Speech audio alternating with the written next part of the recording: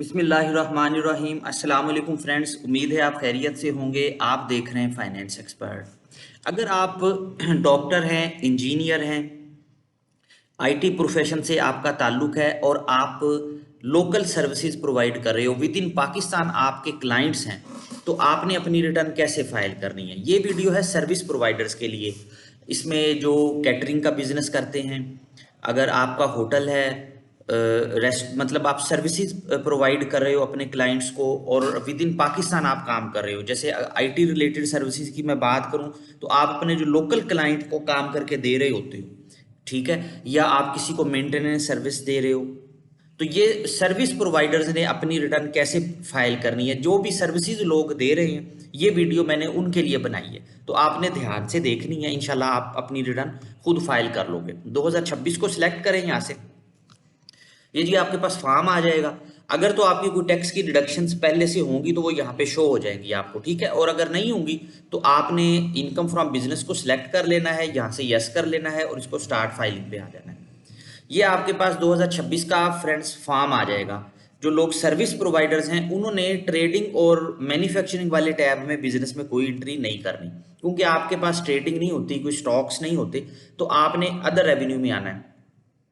Other revenue में आप चाहें तो fee for technical professional services में डाल लें, यहाँ पे नहीं डालनी तो आप अदर्स में भी डाल सकते हो, इसका इफेक्ट सेम ही होता है, ठीक है। अगर आप डॉक्टर हैं, इंजीनियर हैं, आईटी प्रोफेशनल हैं तो आप यहाँ पे भी डाल सकते हो, अदरवाइज आप इधर भी डालेंगे तो उसका कोई मसला नहीं है। बहरहाल ये हम कहते हैं पूरे साल में अब आपने जो इनकम डिक्लेयर करनी है, पूरे साल में जितनी इनकम जुलाई 2025 से 30 जून 2026 तक आपके अकाउंट में आई है, वो आपने यहाँ पे डिक्लेयर करनी है। हम अज्यूम करते हैं जी हमारी ये इनकम आई है पूरे साल में, जो लोकल क्लाइंट्स के साथ हमने काम किया, हमारी ये इनकम आई है। और अगर आप पीआरए में रजिस्टर हो, क्योंकि सर्विसेज जो हैं वो पीआरए में रजिस्टर होती हैं, तो फिर ये जो सेल्स की अमाउंट है ना, ये आपने पीआरए से रिकंसाइल करनी है। जो भी कंसल्टेंट आपकी पीआरए की फाइलिंग कर रहा है उसको पता होगा, आपने उससे ही करवानी है। अगर आप खुद कर रहे हो तो फिर पीआरए में जितनी सेल डिक्लेयर की है वो इसके साथ मैच करनी चाहिए, वो डिफरेंस नहीं होना चाहिए। पूरे साल की सेल को इकट्ठा करके यहाँ पे डालना है। अगर आप पीआरए में रजिस्टर नहीं हो तो फिर आप अपनी मर्जी से जो मर्जी कर डाल लें। अच्छा जी, उसके बाद यहाँ पे आके आपने जो है ना इसके एक्सपेंसेस यहाँ पे डाल लें। अब देखें जी, आपका कोई क्लिनिक है, आपका ऑफिस है, उसका आप कोई रेंट भी दे रहे हो, तो हम कहते हैं जी पूरे साल का हमारा ये रेंट जाता है, ठीक है। इसके अलावा आपने कुछ स्टाफ रखा हुआ है तो डेफिनेटली उसकी सैलरीज भी होंगी, तो हम कह देते हैं जी सैलरीज भी जा रही हैं, ठीक है। अपने अपने बिजनेस के लिए कोई ट्रैवलिंग वगैरह की है तो उसका भी एक्सपेंस डालें। जो बिजली का खर्चा है, जहाँ पे अगर किसी फ्लैट में, किसी प्लाजे में आपका दफ्तर है या कहीं किसी जगह पे भी आपका दफ्तर है, वहाँ पे बिजली का बिल आता है, तो पूरे साल का आप वो भी डाल सकते हो कि पूरे साल में ये खर्चा हुआ है। कम्युनिकेशन एक्सपेंस भी आप डालना चाहें तो डाल सकते हो, और रिपेयर भी डाल सकते हो, स्टेशनरी का पूरे साल का खर्चा भी डाल सकते हो, ठीक है। अदर इनडायरेक्ट एक्सपेंसेस में एक लमसम सी फिगर आप वैसे डाल लें, इसको कैलकुलेट कर लें। फ्रेंड्स, ये आपका जो है ना profit and loss account ready हो गया है, ठीक हो गया।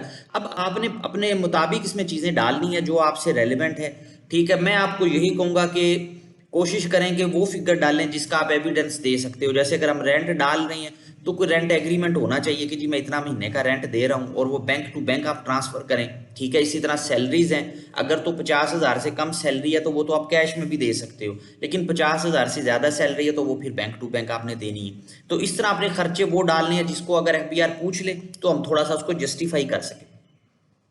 इसके बाद मेन जो चीज आ जाती है ये आपने कर ली, उसके बाद आपने टैक्स डिडक्शन में आना है। फ्रेंड्स देखिए, अगर आप सर्विस प्रोवाइडर हो तो कहीं ना कहीं आपका कोई टैक्स सर्विस के ऊपर काट रहा होता है। कभी कोई क्लाइंट होता है, जो कंपनी होती है या गवर्नमेंट डिपार्टमेंट होता है, तो वो टैक्स काट लेता है आपका। उसको क्या करना है, एडजस्टेबल में आपने आना है। यहाँ पे आप ऊपर सर्विस लिखेंगे ना तो देखें ये आपके सामने ये आ जाएगा, आपने इसको सिलेक्ट कर लेना है। अच्छा, अब होगा क्या, देखें इसमें कंफ्यूजन ये होती है। देखिए इसमें यहाँ पे इसने लिखा हुआ है 8%, आपने इस पे नहीं जाना। हमने असल में जो काम करना है ना, आपने सिर्फ उस पे फोकस करना है। देखिए आपको पता है मेरा टैक्स कटा है 12%, अब 12% का कोई ऑप्शन ही नहीं आ रहा, तो आपने हाथ पे हाथ रख के नहीं बैठ जाना। मेरी बात जरा फॉलो करें, ठीक है। आपने क्या करना है, आप फर्ज किया आपने एक बिल किया था 1 मिलियन का, ठीक है, उसके ऊपर उन्होंने 10% टैक्स काट लिया आपका, 1 लाख रुपया, ठीक है, तो आप यहाँ पे 1 लाख लिख दें। आपने एक एंट्री करनी है ना कि मेरा इतना टैक्स कट गया है, ठीक है, यहाँ पे उसने कुछ भी लिखा हुआ है, सेक्शन यही चलता है, 153(1)(b) ही होता है, ठीक है। तो आप इसमें एडजस्टेबल में उसकी एंट्री कर ले, सिंपल। ये मैं आपको कंफ्यूजिंग से बचा रहा हूं, अदरवाइज इसमें और भी चीजें हैं जो फिर ज्यादा कंफ्यूज होंगी आपके लिए। तो आप सिर्फ यहाँ पे अपना टैक्स क्लेम कर ले जो भी सर्विस के ऊपर कटा है। अगर सर्विस के ऊपर कोई टैक्स कटा ही नहीं तो फिर इसको करने की जरूरत ही नहीं है, इसको सेव कर लें। उसके बाद बैलेंस शीट पे आ जाए। अब बैलेंस शीट जो है, देखिए आपने अगर कोई ऑफिस बनाया हुआ है, कोई क्लिनिक है आपका, ठीक है, तो आपने इसका एक कैपिटल यहाँ पे लाजमी शो करना है। आप अपनी मर्जी से करते हैं, किसी ने आके कोई चेक नहीं करना कि ये जी चीजें पूरी करवाएं। फर्ज की हम कह देते हैं ये 2 मिलियन हमारा जो है ना ऑफिस का टोटल जो हमने बनाया हुआ है सेटअप, उसका 2 मिलियन खर्चा है, ठीक है। मतलब उसमें जो चीजें लगी हुई हैं उसमें से हम कह देते हैं जी 15 लाख की हमारे कंप्यूटर्स, इक्विपमेंट्स, गैजेट्स आ जाते हैं। बाकी जो अदर एसेट्स हैं वो 5 लाख के। इसको बैलेंस इस तरह से करना होता है, ठीक है। मतलब 20 लाख यहाँ पे आया है तो ऊपर भी 20 ही आना चाहिए। इसको कैलकुलेट कर लो। ये आपकी इनकम टैक्स रिटर्न की सारी फ्रेंड्स एंट्री हो गई है, ठीक है। ये टैक्स की रिटर्न, इनकम टैक्स यहां तक था। अब उसके बाद आपने अपने पर्सनल विद होल्डिंग जो है ना वो क्लेम करने हैं, जो पर्सनल आपके टैक्सेस थे, ठीक है, वो आपने कैसे क्लेम करने। अच्छा ये देखें, ये एंट्री हमने की थी, ये ऑटोमेटिकली यहाँ पे आ गई है। अच्छा अब आपने अपने पर्सनल टैक्स को कैसे क्लेम करना है। पर्सनल जितने भी आपके टैक्सेस हैं, आप इस सेक्शन में आए। अब यहाँ पे आपको जो है ना वो डिटेल मिलेगी, ये देखें। अब आपने अपने फर्ज किया मोबाइल का क्लेम करना है तो प्रीपेड ये लिखेंगे तो टेलीफोन कार्ड, ये मोबाइल का आ गया। आपने गाड़ी का करना है तो आप अगर मोटर व्हीकल रजिस्ट्रेशन आपने कोई करवाई है, इस दफा गाड़ी ली है, तो वो लिखेंगे तो ये देखें इंजन कैपेसिटी के साथ सारी चीजें आ जाएंगी, कितनी आपकी गाड़ी है, कौन सी इंजन, वो आप ऐड कर सकते हो, ठीक है। आपने इंटरनेट का अगर क्लेम करना है तो इंटरनेट लिखे तो इंटरनेट का बिल आ जाएगा, ठीक है, ये आ जाएगा। तो ये आप सेक्शन को रीड कर लें, जो जो चीज आपने क्लेम करनी है वो यहाँ पे आप ऐड कर सकते हो। ये आपका पर्सनल जो आपकी टैक्स की डिडक्शन हुई है। ये मोबाइल फोन का तो सबको ही पता होता है ना, ये कट रहा होता है, तो आप हेल्पलाइन पे कॉल करके उनसे पूछ लें पूरे साल का कितना टैक्स कटा है, कितना लोड हुआ था, तो वो आपको बता देंगे। हम कहते हैं जी हमारा ये टैक्स कटा था, ठीक है। इसी तरह इंटरनेट बिल का आप ऐड कर लें, उसका नंबर लिखें, वो ऐड हो जाएगा। सिंपल ये करना है और इसमें कोई टेक्निकल चीज नहीं है। अब आप कंप्यूटेशन पे आए तो आपका कोई ना कोई टैक्स पेएबल बन रहा होगा, ये रिफंडेबल आ रहा है, ठीक है। अगर तो रिफंडेबल आ जाए फिर तो कोई मसला ही नहीं है, कुछ नहीं करना। लेकिन मैं आपको समझाने के लिए इसको पेएबल में कन्वर्ट करता हूँ थोड़ा सा बिजनेस इनकम को बढ़ा के, ताकि अगर आपका टैक्स पेएबल बने तो उसका आपने क्या करना, उसका कैसे हल होगा, ठीक है। ये मैंने इनकम बढ़ाई है तो अब ये पेएबल में आ जाएगा। अगर आपका रिफंडेबल आ रहा है ना फ्रेंड्स, तो फिर आपने कुछ नहीं करना, फिर वैसे ही जमा हो जाएगा आपका। ये देखिए, ये यहाँ पे एडमिटेड का ऑप्शन आ गया, देखिए एडमिटेड टैक्स और साथ ये प्रीपे PSID, आपने इस पे क्लिक करना है। सॉरी, सेव कर लें डाटा को। आप इस पे क्लिक करेंगे ना प्रीपेड पे, इस पे क्लिक करेंगे तो ये आपको चालान की ऑप्शन देगा, जनरेट करें PSID नंबर दे देगा वो आपको, ठीक है। वो आपने जैज कैश इजी पैसे से उसकी पेमेंट करनी है। घंटे 2 घंटे के बाद आपने फाइल को दोबारा से ड्राफ्ट में ओपन करना है, ड्राफ्ट में जाके, और जब आप इधर पेमेंट सेक्शन में आओगे ना तो वो यहाँ पे क्लेम का ऑप्शन आ रहा होगा, वो अपडेट हो जाएगा। उसको यहाँ से क्लेम करना है तो वो इसके साथ खुद ब खुद अटैच हो जाएगी, ठीक है। वो इसके साथ अटैच हो जाएगी तो फिर आप अपनी रिटर्न सबमिट कर सकते हो। क्योंकि एडमिटेड टैक्स बन रहा है तो इसलिए आपको टैक्स पे करना पड़ेगा। अगर रिफंडेबल आ रहा हो या कुछ भी ना आ रहा हो तो फिर इसका मतलब आपकी रिटर्न वैसे ही जमा हो जाएगी। ये जी आपकी इनकम टैक्स रिटर्न की वर्किंग हो गई है। अब आपने आ जाना है जी वेल्थ स्टेटमेंट में। देखिए वेल्थ स्टेटमेंट में मैं आपको ध्यान से एक चीज देखें, ये आजकल प्रॉपर्टी का अनस्ट्रक्चर्ड का एरर बहुत ज्यादा आ रहा है, और ये उस वक्त आता है अगर आपने पिछले साल फाइलिंग की थी, आपकी 2-3 प्रॉपर्टियां पहले से चलती आ रही हैं, तो वो ऑटोमेटिकली सारा डाटा यहाँ पे आ जाएगा। तो आपने क्या करना है, वो जो प्रॉपर्टियां पहले से ऐड की हुई है ना आपने, वो यहाँ पे शो हो रही होगी, उसको आपने एडिट करना है। मैं आपको बताता हूँ कैसे करना है। देखिए पहले तो प्रॉपर्टी ऐड कैसे होगी, अगर नई प्रॉपर्टी ऐड करनी है, सिंपल कुछ भी नहीं करना, आपने प्रॉपर्टी की सारी डिटेल डालनी है यहाँ पे, जो भी प्रॉपर्टी आपकी है। मैं आपको सिर्फ समझाने के लिए मैं जरा जल्दी कर रहा हूँ ताकि देर ना हो, ठीक है। ये आपने मतलब चीजें लिख लेनी है जो भी आपकी प्रॉपर्टी की है ना। मैं आपको सिर्फ एक आइडिया दे रहा हूं ताकि आपको पता लग जाए करना क्या है।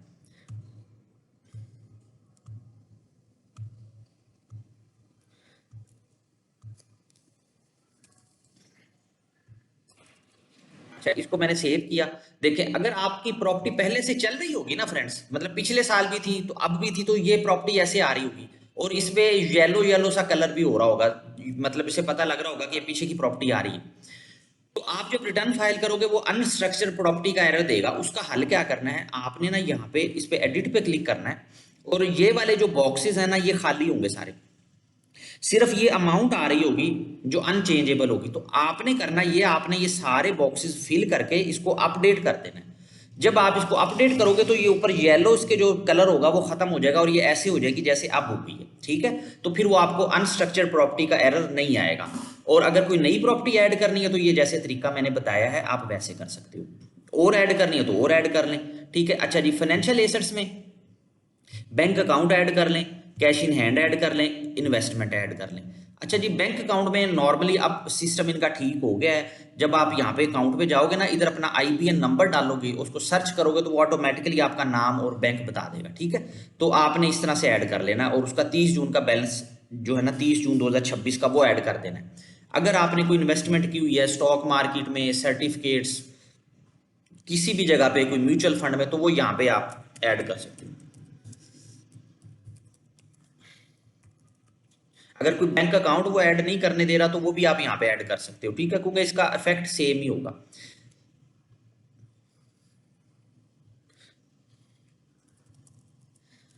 इसको कैलकुलेट कर लें। जब फर्स्ट टाइम आप फाइलिंग कर रहे हो ना तो फ्रेंड्स आपने कैश इन हैंड की अमाउंट डाल लेनी है। अगर पहली दफा फाइलिंग कर रहे हो, और ये कितनी डालनी है, अगर आपके पास बिल्कुल भी कुछ नहीं है, आप शरीफ आदमी हो, आपके पास पैसे हैं ही नहीं, कैश इन हैंड का मतलब बैंक वाले नहीं, ये आपके जो जेब में घर में पैसे होते हैं, तो फिर भी आपने 5-6 लाख डाल लेने हैं। और अगर आपके पास 8-10 लाख हैं तो उसको थोड़ा बढ़ा के डालना है, मतलब ये कह लो कि एक्चुअल से 10-20% ऐड ही करना है आपने। तो हम कहते हैं जी एक्चुअल हमारे पास कोई 10 लाख है तो हम 13,50,000 डाल लेते हैं, ठीक है। ये मैं फर्स्ट टाइम फाइलिंग की बता रहा हूँ, तो आपने कैश डाल लेना है पहली दफा फाइलिंग में, ठीक है। अगर आप पिछली दफा भी करके आए हो तो फिर आपने एक दफा कैश को जीरो रखना है। मैं एंड पे बताऊंगा इसका क्या करना है। अच्छा जी, बिजनेस कैपिटल उसने खुद ही ऐड कर दिया जो हमने वहां पे ऐड किया था, ये सारी चीजें ऐड हो गई हैं। अगर आप देखें ये मूवेबल एसेट्स में कोई गाड़ी आपके नाम पे आप ऐड करना चाहो कर सकते हो, हाउस होल्ड इफेक्ट कर लें, पर्सनल आइटम कर लें, ये वो चीजें जो घर में होती हैं हमारे पास। गाड़ी है तो गाड़ी की पूरी डिटेल लिखें, उसको ऐड करेंगे तो बता देगा वो, उसका वैल्यू जितने की ली थी वो लिखें। हाउस होल्ड में घर की चीज़ों की वैल्यू आ जाती है, तो ये सबके पास ही होती है। ये पर्सनल आइटम है, मोबाइल फोन, लैपटॉप, ये चीज़ें आ जाती हैं, इसको डाल लें। ये एक तरह से हमारी वाइट मनी भी होती है। ये कोई चीज़ें घर आके बंदा आपकी चेक नहीं करेगा कि जी इतने पैसे की पूरी करवाओ, लेकिन ये डालने से आपकी वेल्थ थोड़ा सा स्ट्रॉन्ग बन जाती है। इसको सेव करें। उसके बाद जी रिकंसिलेशन पे आ जाए। अब देखें इनकम आपकी ऑटोमेटिकली आ गई है, नॉर्मल में आपने कुछ नहीं खुद करना, ठीक है, टेंशन लेने की जरूरत नहीं है। पर्सनल एक्सपेंस आपने डालने हैं। पर्सनल एक्सपेंस में जो मेरी प्रैक्टिस है, मैं सिर्फ ये 2 कैटेगरी सेलेक्ट करता हूँ। आपको मैं रिकमेंड यही करूंगा कि सबको ना करें, बस एमी खाम खामे अपना काम बढ़ाने वाली बात है। डोनेशन में डाल दें जी मैंने पूरे साल में इतना डोनेशन दिया, और लमसम घर के जो खर्चे हैं वो इतने हैं, ठीक है। अब देखें घर के खर्चे सेग्रीगेट करने की ऐसा कोई ज़रूरत नहीं होती। खाम खामे आप अपनी मतलब टाइम को यूज़ करना चाहें, आप कहने जी वेला बैठा हूँ मैं कोई काम करना है तो आप बैठ के करते रहें, अदरवाइज ज़रूरत नहीं है उसकी। इसको यहाँ से कॉपी करें। अब पहली दफ़ा फाइलिंग कर रहे हो तो ये पॉजिटिव में आएगी, इसको यहाँ पे पेस्ट करना है आपने, ठीक है, प्रीवियस ईयर में। इसको कैलकुलेट करें तो ये अनरिकंसाइल अमाउंट आपकी जीरो हो जाएगी। ये पहली दफा फाइलिंग जो करेंगे वो उसका ये होगा। अब अगर आप पिछले साल भी फाइलिंग करके आए हो, पिछले साल की भी रिटर्न फाइल हुई थी, तो मैंने जैसे आपको बताया आपने वर्किंग करते हुए कैश को एक दफा जीरो करना है, ठीक है। आप इसको कैलकुलेट करके जब अनरिकंसाइल पे सारी चीजें डाल के आओगे ना, आपने पहले कैश को जीरो कर देना है, तो एंड पे ये डिफरेंस आपका नेगेटिव में आना चाहिए। अगर पिछली दफा आपकी फाइलिंग हुई है तो डिफरेंस नेगेटिव में ही आएगा, अगर पॉजिटिव में आया है तो इसका मतलब आपने कोई गलती की है। तो आपने इसको यहाँ से कॉपी करना है नेगेटिव वाले को, और इसको कैश में रख लेना है, क्योंकि ये कैश जो होता है ना फ्रेंड्स, ये हमारी बैलेंसिंग फिगर होती है। छोटी मोटी जो एडजस्टमेंट होती है ना वो हम इसमें कर लेते हैं। और ये जो कैश है ये बैंक वाला नहीं है, बैंक वाली अमाउंट बैंक के अकाउंट में आ रही होती है। ये वो कैश है जो हमारे घर में है, हमने किसी को उधार दिया हुआ है, हमने कोई कमेटी डाली हुई है, ये वो वाला कैश है। तो आप अब रिकंसिलेशन में देखोगे ये जीरो हो गई है। अब आप इसको सबमिट कर सकते हो, ठीक है। आपने बिजनेस की डिटेल वो पूछेगा, बिजनेस की डिटेल लाजमी ऐड करनी है, ठीक है। अब यहाँ पे कोई भी आपका बिजनेस है, मैं ABC,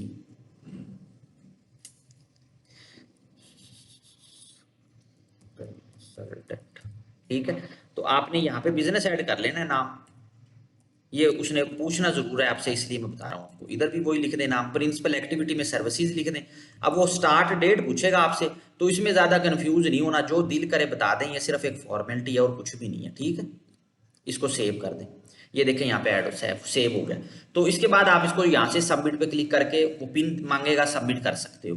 फ्रेंड्स, अगर वीडियो अच्छी लगे तो इसको लाइक और शेयर जरूर कीजिएगा। अपना बहुत ज़्यादा ख्याल रखिएगा।